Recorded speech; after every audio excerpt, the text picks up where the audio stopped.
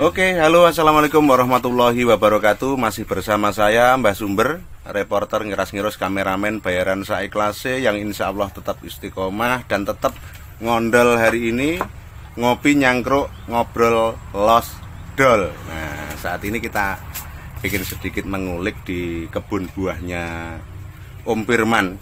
Nah, lebih tepatnya di Kediri Raya Garden. Nah, ini kartu namanya cukup bonafit ya, insya Allah. Oke, assalamualaikum Kang Firman. Waalaikumsalam. Nah, ini kawan lama berjumpa kembali tapi posisinya sudah sukses akut. Nah, ini saya pengen belajar. Barangkali bisa numpang sukses, ketularan sukses begitu. Mungkin bisa diceritakan Om untuk yang pertama, kira-kira latar belakang dari apa? Membuat tempat kebun buah ya, kebun buah introduksi itu apa kira-kira? Dasar pemikirannya apa kok sampai oh ya aku bikin kebun seperti ini? Monggo. Baik, terima kasih. Assalamualaikum warahmatullahi wabarakatuh. Semangat pagi, jadi tetap semangat pagi, tetap jaga protokol kesehatan.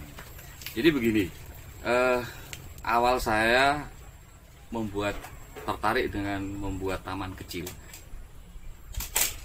kebun tanaman buah introduksi, hobi awalnya. Jadi saya kebetulan berada di beberapa sebagai fasilitator pemberdayaan di salah satu kelembagaan. Jadi awalnya saya berangkat dari masyarakat kayak gitu, utamanya itu banyak mereka petani yang suka untuk main grafting, okulasi stek tanaman buah. Jadi akhirnya dari hobi saya kembangkan awalnya. Jadi beberapa tahun yang kemarin akhirnya karena saya punya lahan, saya buat tabulan pot. Jadi saya ingin memberitahukan kepada seluruh pecinta tanaman buah. Jadi tidak perlu lahan yang luas, lahan yang sempit pun kita menggunakan tabulan pot. Yang penting dengan keyakinan kita cukup membahagiakan sekali. Jadi bisa membuahkan tanaman-tanaman buah introduksi, terutama di MDPL 80. Di Kain Kidul ini DPL-nya rendah. Jadi masuk dataran rendah ya sini. Ya, dataran rendah MDPL 80. Yang memang kebanyakan tanaman buah itu yang banyak di dataran tinggi. Ternyata di DPL rendah tanaman buah dari negara Asia, negara luar, Amerika Latin atau apa, itu bisa berkembang baik di sini, bisa berproduktif. Oke, sebelum lanjut, nah kita buat kawan-kawan yang ada di rumah sedikit penasaran dulu. Kita masih bersama Kediri Raya Garden yang ada di Desa Jambu ya. Desa Jambu. Desa Jambu, Kecamatan Kain Kidul, Kabupaten Kediri. Nah, ini mudah sekali diingat. Lokasi tepatnya untuk lebih mudah menjangkau tempat ini, cari dulu Balai Desa Jambu yang ada di Kecamatan Kain Kidul.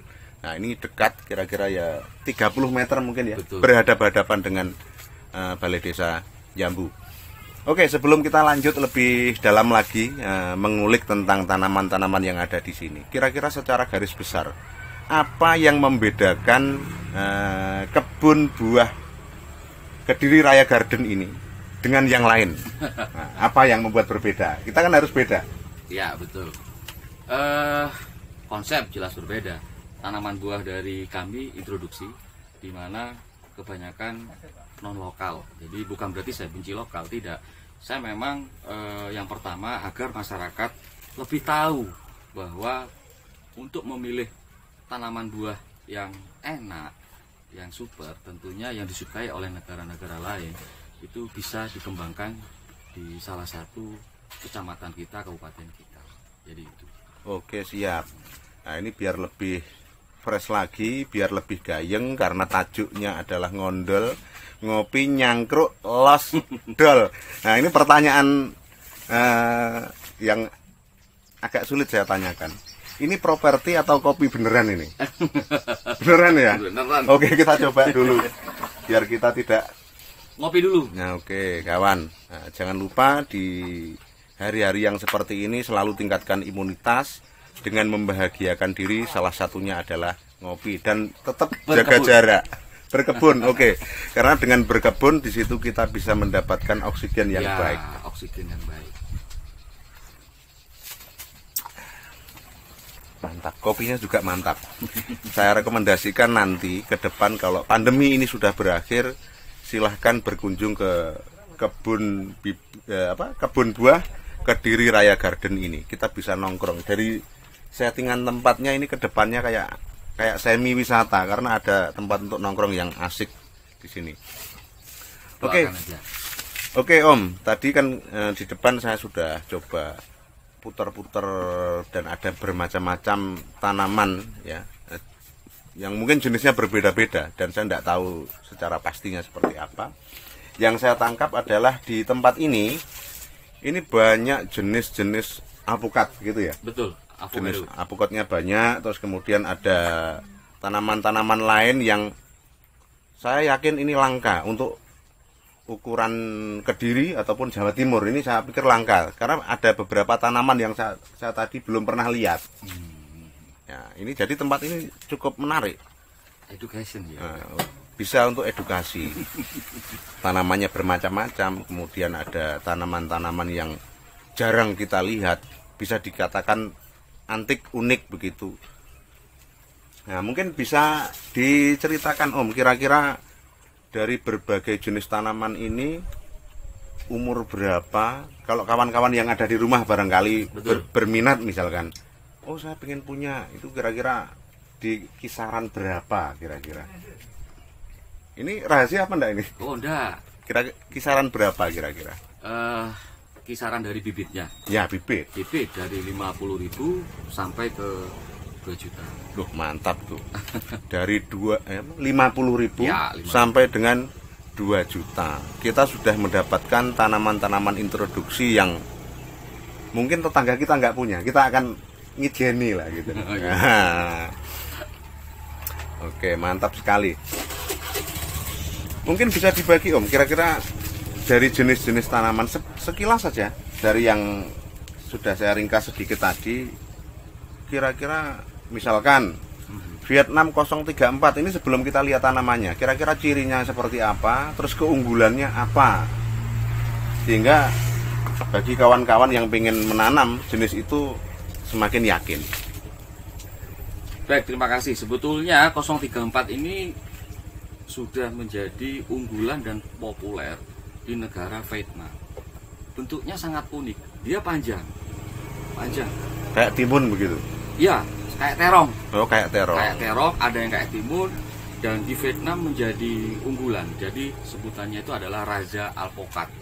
Rasanya pun enak karena memang terbukti saya sudah makan. Nah, jadi saya menjual di sini, menjual bibit itu yang terbukti indukannya berkualitas dan memang dari Vietnam. Dan bisa berbuah di sini. Iya, bisa berbuah di Desa Jambu, Kabupaten Kediri.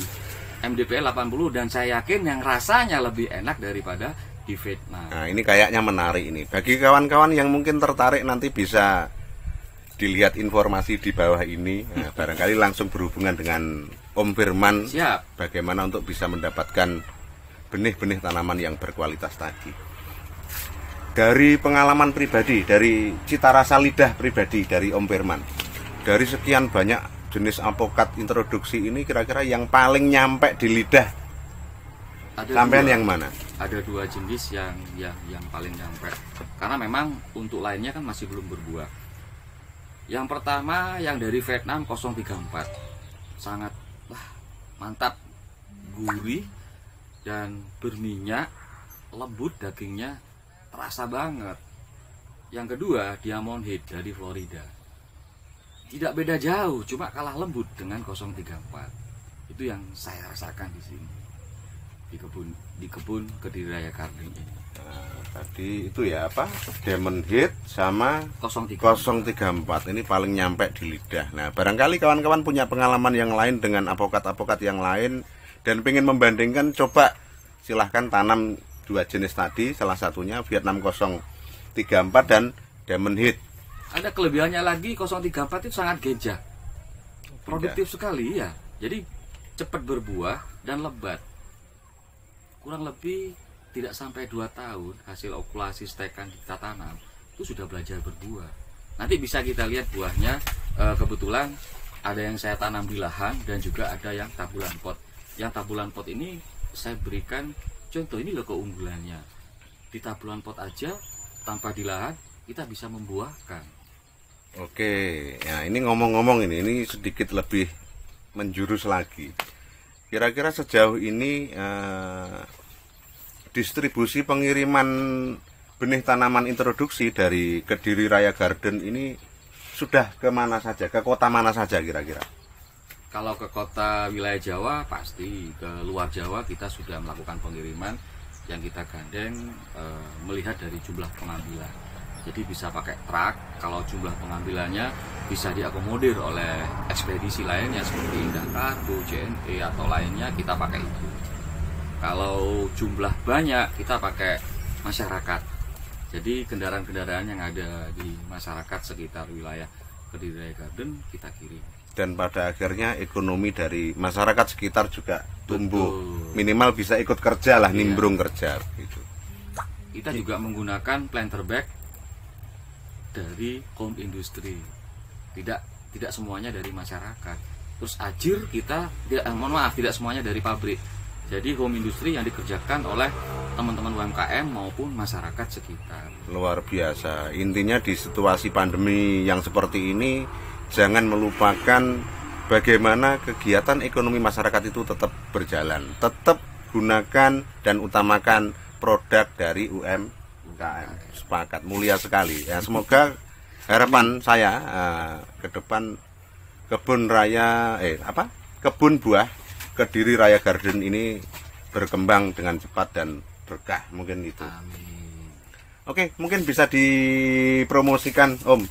Nah, ini saya sekarang ganti minta endorse dari artisnya langsung. Gitu. Bagaimana channel Mbah Sumber Sobo Banyu ini bisa dikenal oleh masyarakat luas, tentunya dengan konten-konten yang positif dan bermanfaat. Sangat edukasi sekali. Jadi saya sangat salut dengan Mbah Sumber ini. Jadi bukan hanya sangat kreatif sekali, tempat-tempat wisata yang ada di desa maupun hal-hal lain yang berhubungan dengan masyarakat, dia selalu bikin kontennya mengena sekali. Jadi membangun sumber daya manusianya terutama pada masyarakat di desa-desa. Salut, teruskan Mbak Sumber. Oke, terima kasih doanya, dukungannya. Jangan lupa di subscribe ya. Ini Mbak Sumber, ini YouTube-nya Mbak Sumber, di subscribe. Tekan loncengnya ini. Oke, nanti kita akan coba sedikit keliling. Saya pengen ngangsu kaweruh belajar dari Om Firman ini tentang tanaman-tanaman yang ada di tempat ini. Sebelum tinggalkan video ini, silahkan di like, komen, dan tentunya adalah subscribe dan share. Oke, masih bersama saya Mbah Sumber, reporter ngiras-ngirus kameramen bayaran saiklase, insyaallah istiqomah. Assalamualaikum warahmatullahi wabarakatuh.